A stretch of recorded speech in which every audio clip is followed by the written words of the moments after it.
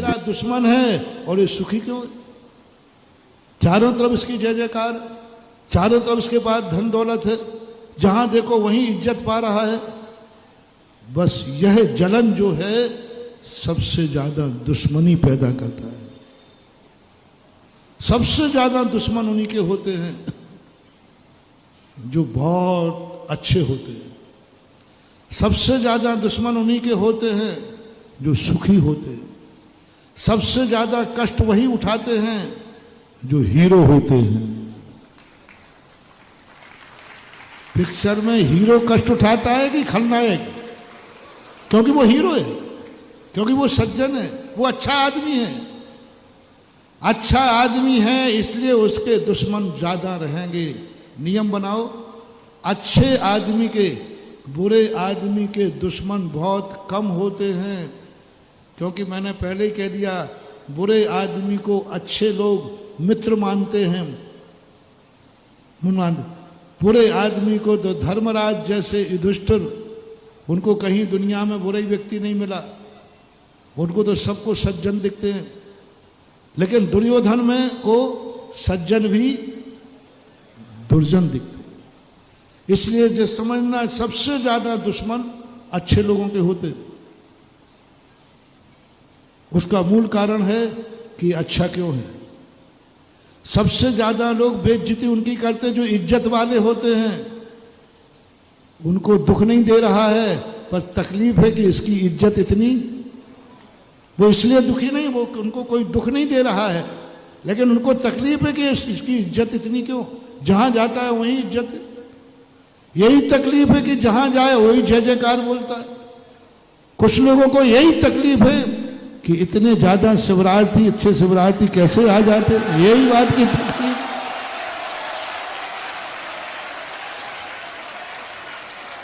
हमारा शिविर शिवरार्थी किसी को दुख नहीं दे रहा है, बस तकलीफ यही है कि इतना अच्छा शिविर, हर साल शिविर बढ़ते ही जा रहा है। इस बार में पंडाल बना रहे थे, तब मैंने कहा भैया इतना बड़ा पंडाल क्यों? पिछली साल से ये 10,000 स्क्वायर फुट पंडाल ज्यादा है। मैंने कहा महाराज जी, हमारा विश्वास है कि इस शिविर की रेपुटेशन हर साल इतनी बढ़ रही है कि इस साल ये पंडाल भी छोटा पड़ेगा, इसलिए बड़ा बना। 43,000 स्क्वायर फुट, 18,000 हर साल से ज्यादा है। 43,000 45,000 कितना है? 48,000 स्क्वायर फुट का पंडाल है, बताओ। उसी में ये सब कस के बैठे हैं। जब ध्यान में बैठे तो पंडाल के बाहर तक चले गए। तकलीफ यही है कि इतने शिवरार्थी क्यों आ रहे हैं। इतनी प्रशंसा, दिन प्रतिदिन शिविर की महिमा, ये तकलीफ होती है दुश्मन को। महानुभाव, घबराना नहीं। जितने लोग तुम्हें देख के जलेंगे, इससे सिद्ध है कि तुम्हारा शिविर बहुत अच्छा है।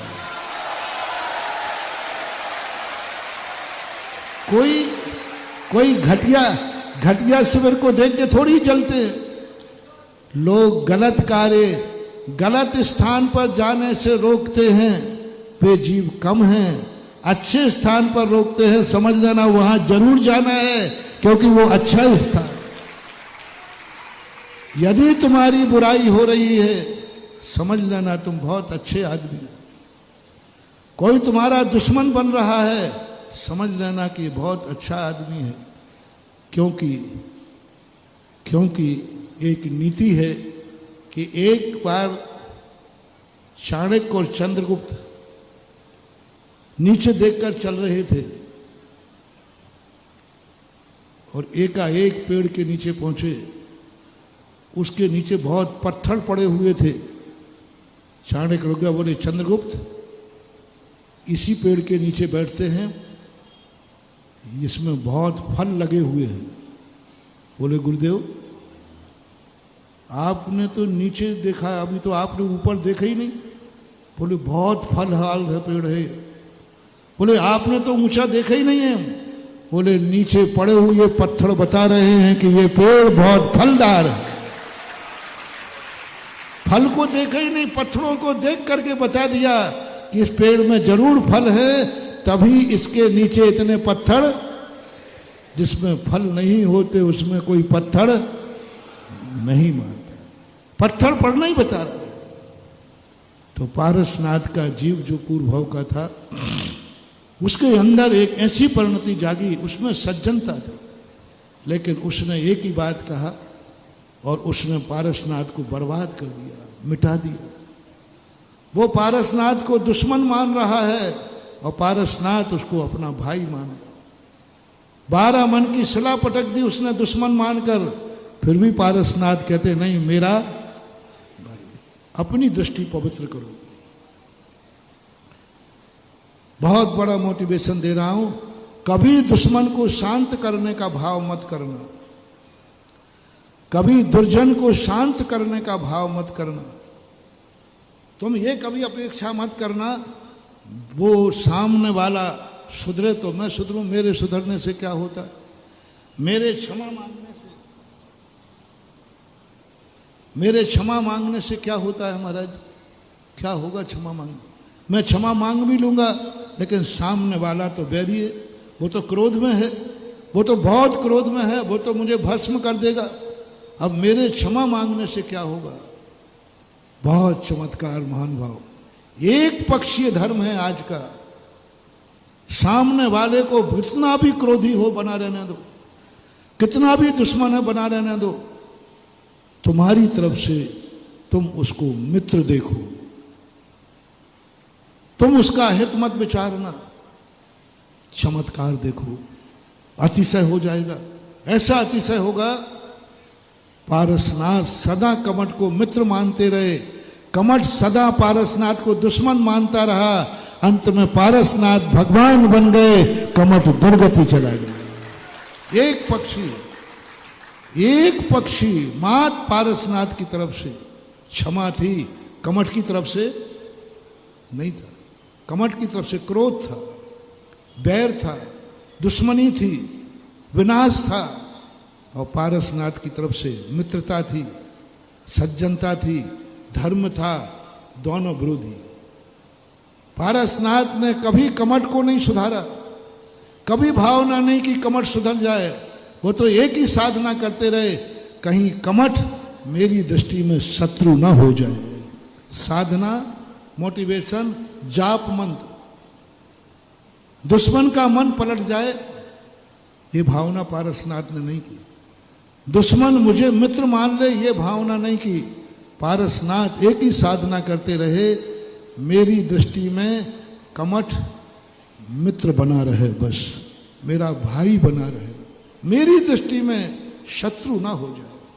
उत्तम क्षमा धर्म। मेरी दृष्टि में हमारा दुश्मन मेरा मित्र है, क्योंकि वो जीव है, और जो जीव है वह मेरा मित्र है, बस ये साधना करना है। फिर महाराज जी उसको भी तो सुधारो, वो तो मार डालेगा इतने में, कुछ नहीं बिगड़ेगा।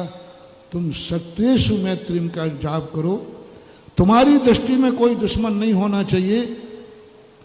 इस उत्तम क्षमा का ऐसा चमत्कार निकलेगा, ऐसा चमत्कार निकलेगा कि तुम भगवान बन जाओगे और वो ज्यों का तो दुश्मन रह जाएगा। बनी रहने तो कैकेयी वनवास भेजने को राम कहते हैं, राम ने कभी कैकेयी को नहीं मनाया।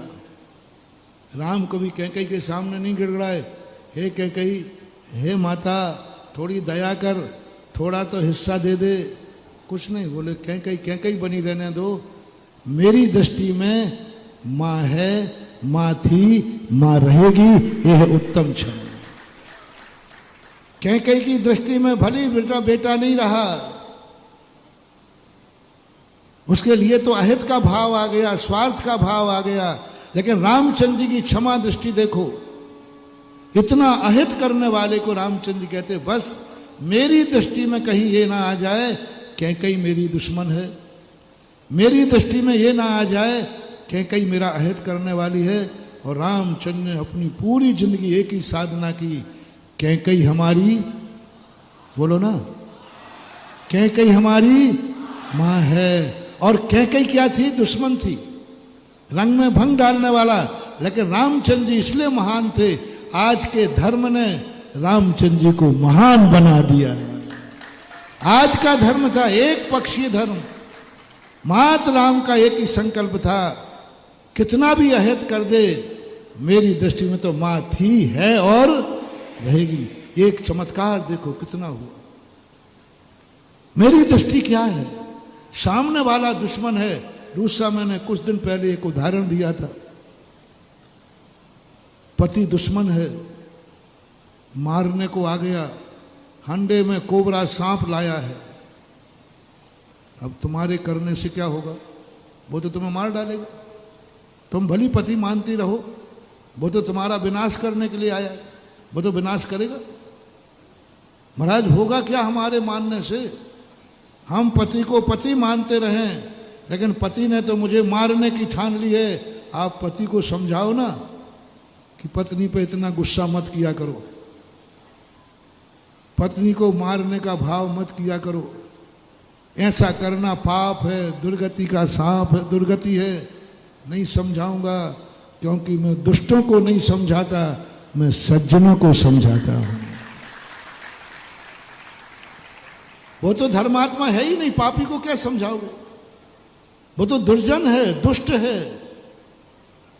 उसको समझाएंगे तो वो कहो पत्नी को बाद में निपटाएगा, पहले बाबा जी को निपटा देगा।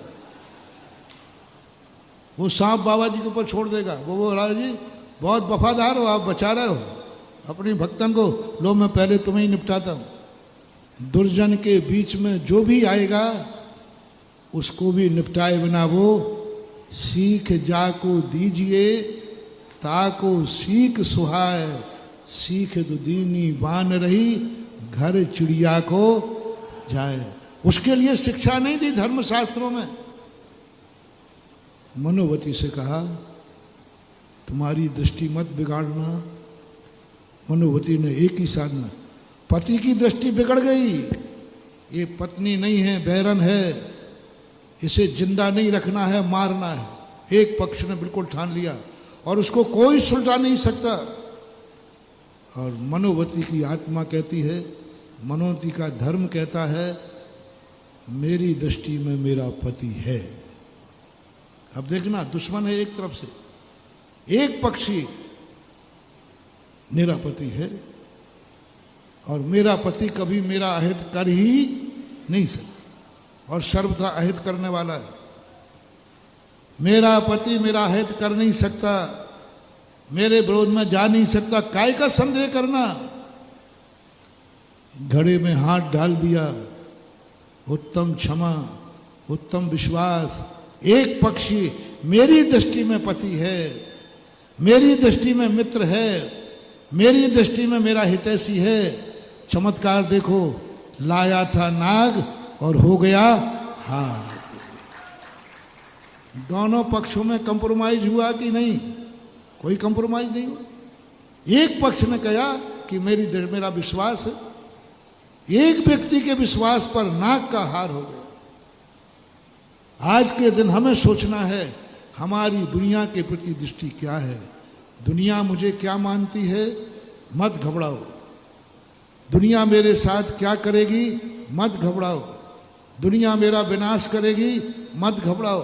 मैं गारंटी लेता हूं, मैं गारंटी लेता हूं, तुम दुनिया का विनाश मत करना, सारी दुनिया तुम्हारा बाल बांका नहीं कर पाएगी। उत्तम क्षमा धर्म का अतिशय। दुनिया तुम पर कितना ही क्रोध करेगी, कितना ही क्रोध करेगी, मत घबराना, मत घबराना। पूरा सारा जगत तुम्हें मारने के लिए तैयार है, पूरा जगत तुम्हें मारने के लिए तैयार है। एक तरफ खड़ा है तलवारें लेकर। मेरे शिवरार्थियों, मेरे भक्तों, बिल्कुल मत घबराना। बस एक मंत्र करना, तुम उन्हें मारने का भाव मत करना। बस वो तुम्हें मारेंगे, तुम्हारा नाश करने आए। पूरा भारत खड़ा हो गया, लेकिन तुम एक ही बात करना, मैं किसी को मारने का भाव, इससे होगा क्या? इससे ये होगा कि सारी दुनिया एक तरफ हो जाए तो भी तुम्हारा बाल बांका नहीं हो पाएगा। ये है चमत्कार तुम्हारा। यही तो मुनि से साधना कराई। महावीर स्वामी ने मुनि से कहा, कई लोगों ने प्रश्न किए कि आप मुझे घर छुड़ा रहे हो, परिवार छुड़ा रहे हो, मेरी सुरक्षा करने वाला कौन है? घर में तो परिवार है, भाई बंधु हैं। साधु बन जाऊं तो कौन सुरक्षा करेगा? अरे कोई सुरक्षा नहीं करेगा तो थोड़ा तलवार मलवार दे दो, डंडे भंडे। बोले नहीं रखोगे तो चलो कुछ मत दो, ब्लूट जैकेट दे दो, एक ब्लूट जैकेट दे दो, कम से कम कोई मारे तो। उन्होंने कहा कि नहीं, वो भी नहीं मिलेगी। तो फिर क्या करें? फिर क्या होगा? दुनिया तो मारने वाली है, जलाने वाली कौन है? बोले बस तुम्हें एक ही साधना करना है, दुनिया तुम्हें मारेगी, तुम मर जाना, लेकिन कभी मारने का भाव नहीं करना। जाओ, तुम्हारा कुछ नहीं बिगड़ेगा, तुम मारने का भाव मत करना। दुनिया मारेगी, मर जाना। मर जाना पाप नहीं है, मर जाना। मुनि मर जाता है तो भी उसको पाप मुनि व्रत नहीं जाता, लेकिन एक चींटी को भी मारने का भाव कर ले तो, एक चींटी को मारने का भाव कर ले तो मुनि व्रत खत्म हो जाएगा। और कोई उसे मुनि को मार भी देवे तो मुनि का व्रत खत्म नहीं होता। कितने मुनियों पर उपसर चलेगा? तो हमें एक पक्षी अपनी दृष्टि सुधारना है। हमारी दृष्टि क्या है? क्या हम दुनिया को क्षमा कर पाएंगे? बहुत कठिन। क्या हमारी दृष्टि में वो पवित्रता आ पाएगी? मत सोचो, कुछ भी मत सोचो, आप अच्छे बने रहिए। सामने वाला, महाराज मेरे अच्छे होने से उसको क्रोध आ रहा है, अभी आपने बताया। मेरा अच्छा व्यापार चलेगा तो भाई दुश्मन बन जाएगा। आप अच्छा शिविर लगाओगे तो दुनिया को जलन होगी, तो वो तो होगी। तुम्हें जलाना नहीं है, वो जल रहा है तो जलने दो, वो तुम्हारे लिए जलाएगा, तुम उसे दीपक बनाकर दिवाली बना लेना। दीपक बना के दिवाली बना लेना। वो क्रोध की आग लगाएगा, तुम उसी क्रोध की आग से धीरे से दीपक जला लेना और दिवाली मना लेना।